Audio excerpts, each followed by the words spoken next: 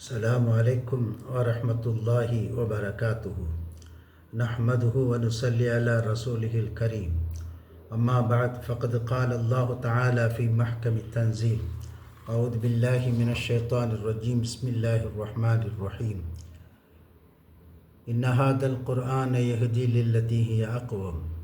قال النبي صلى الله عليه وسلم: خير الكلام كتاب الله وخير الهدي هدي محمد صلى الله عليه وسلم.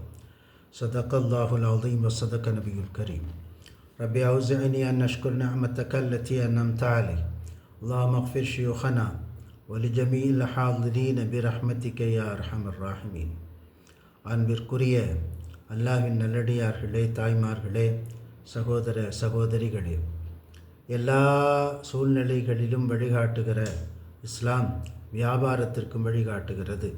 கண்மணி நாயகம் ரசூலுல்லாஹி ஸல்லல்லாஹு அலைஹி வஸல்லம் அவர்கள் வியாபாரம் குறித்து சொன்ன ஒரு செய்தியை ஹஸரத் இப்னு ஹிஸாம் ரலியல்லாஹு அன்ஹு அறிவிக்கிறார்கள். புகாரி முஸ்லிமிலே இந்த செய்தி பதிவு செய்யப்பட்டிருக்கிறது.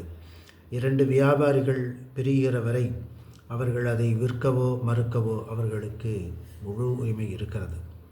பிரிவதற்கு முன்னாலே அதை செய்து கொள்ள வேண்டும். அவ்விருவரும் உண்மை பேசி தங்கள் வியாபாரத்திலே தெளிவாக நடந்து கொண்டால் அந்த வியாபாரத்திலே அல்லாஹ் சுப்ஹானஹு வ தஆலா பரக்கத்தை அளிக்கிறான். அவ்விருவரில் ஒருவர் மறைத்து பொய் சொல்லி அந்த வியாபாரத்தை நடத்தினால் அந்த வியாபாரத்திலே பரக்கத் நீக்கப்படுகிறது என்று நபிகள் நாயகம் ஸல்லல்லாஹு அலைஹி வஸல்லம் அவர்கள் சொன்னார்கள். வியாபாரத்தினுடைய நோக்கமே அபிவிருத்தி தான், பரக்கத்தான். அதில் கிடைக்கிற லாபம் தான். அந்த லாபம் கிடைக்காமல் அந்த வியாபாரம் செய்து என்ன புண்ணியம்? அப்படியே அந்த லாபம் கிடைத்தாலும் அதில் பரக்கத் இல்லாவிட்டால் அதில் என்ன லாபம் இருக்கிறது? எனவே வியாபாரத்திலே வெற்றியும் அந்த வெற்றியிலே பரக்கத்தும் கிடைக்க வேண்டும் என்று விரும்புகிற மக்கள் எல்லாம் கட்டாயம் செய்ய வேண்டிய ஒன்று அதில் உண்மைத்தன்மையோடு இருப்பது. ஒரு மூமின் எல்லா நேரமும் உண்மையாக இருப்பான். எல்லா நேரமும் அவன் மூமின், இறை நம்பிக்கையாளர். மூமினாக இருப்பது என்பது ஒரு பகுதி நேர வேலை அல்ல, ஒரு அடையாளம் அல்ல, ஒரு கௌரவ சின்னம் அல்ல. அது 24 மணி நேர வாழ்க்கையாகவும் இரத்தமும் சதையும் உணர்வுமாக நிரம்பி வழிகிற ஒன்றுதான் இறை நம்பிக்கை. எனவே ஒரு இறை நம்பிக்கையாளன் 24 மணி நேரம் இறை நம்பிக்கையோடு இருக்கிற போது அவன் செய்கிற வியாபாரத்தில் எப்படி பொய் பேசுவதற்கு மனம் வரும்? பொய் என்பதே கூடாது என்று பேசுகிற மார்க்கம் இஸ்லாம். அல் கிதுபு யகுல் ஈமான், இறை நம்பிக்கையை சாப்பிட்டு விடும் என்று சொன்னார்கள் நபிகள் நாயகம் ஸல்லல்லாஹு அலைஹி வஸல்லம்.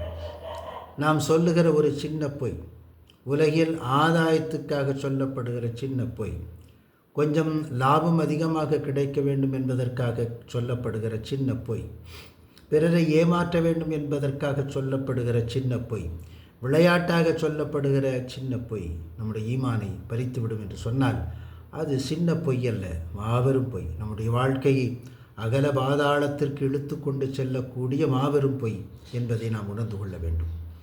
வியாபாரத்தில் என்ன கிடைக்க வேண்டும்? லாபம் கிடைக்க வேண்டும், அதில் பரக்கத் கிடைக்க வேண்டும். அதற்கு என்ன செய்ய வேண்டும்? உண்மை பேச வேண்டும். நபிகள் நாயகம் ஸல்லல்லாஹு அலைஹி வஸல்லம் சொல்கிறார்கள், வாங்குபவர் விற்பவர், பையர் செல்லர் இருவரும் அவர்களுக்கு முழு அதிகாரம் இருக்கிறது. எதுவரைக்கும்? பிரிகிற வரைக்கும். பிரிந்த பின்னாலே அவர்களுக்கு அந்த பேச்சு கிடையாது. பிரியும் சமயத்தில் வியாபார நோக்கமாக சந்தித்து அவர்கள் பேசுகிற அந்த சமயத்தில், அந்த கடைசி நொடியில் அந்த வியாபாரத்தை தக்க வைத்து கொள்ளவோ தொடர்ந்து கொண்டு போகவோ அல்லது அத்தோடு முடித்து விடவோ முழு அதிகாரம் அவர்களுக்கு வழங்கப்பட்டிருக்கிறது.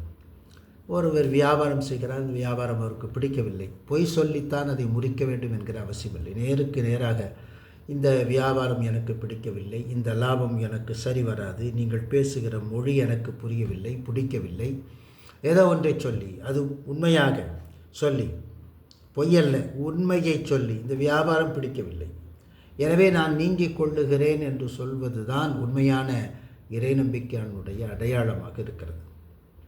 இதற்கு மாற்றமாக பொய் சொல்லி கடும் லாபம் சம்பாதித்தாலும் அது ஒரு நிமிஷம் தங்காது, ஓடிவிடும், அதிலே பரக்கத் இருக்காது. ஒரு மருத்துவமனை தருகிற அந்த கட்டணம் இருக்கிறது, அது அவ்வளவையும் காலியாக்கிவிடும். சின்ன நோய்தான், ஆனால் அங்கே சென்ற பிறகு அது பெரிதாகிறது, பெரும் பெரும் வைத்தியங்களுக்கு காரணமாகிறது. அதனுடைய செலவு தொகையும் அதிகமாகி விடுகிறது. இவன் சேர்த்து வைத்த மொத்த சொத்தும் ஒரு மருத்துவமனை பில்லிலே காலியாகிற சூழல் உருவாகிவிடும். இது தேவைதானா என்பதை நாம் சிந்திக்க வேண்டும். எனவே எல்லா வழிகளிலும் வழிகாட்டுகிற இந்த இஸ்லாம் வியாபாரத்தில் வழிகாட்டுகிறது. வியாபாரத்தில் உண்மையாக இருக்க வேண்டும் என்று போதிக்கிறது. நாம் உண்மையாக இருந்து நம்முடைய வியாபாரத்தை நேர்மையாக்கிக் கொள்வோம். அல்லாஹ் தௌஃபீக் செய்வானாக. வாஹிர் தஅவானா அல்ஹம்துலில்லாஹி ரப்பில் ஆலமீன். அஸ்ஸலாமு அலைக்கும் வரஹ்மத்துல்லாஹி வபரகாத்துஹு.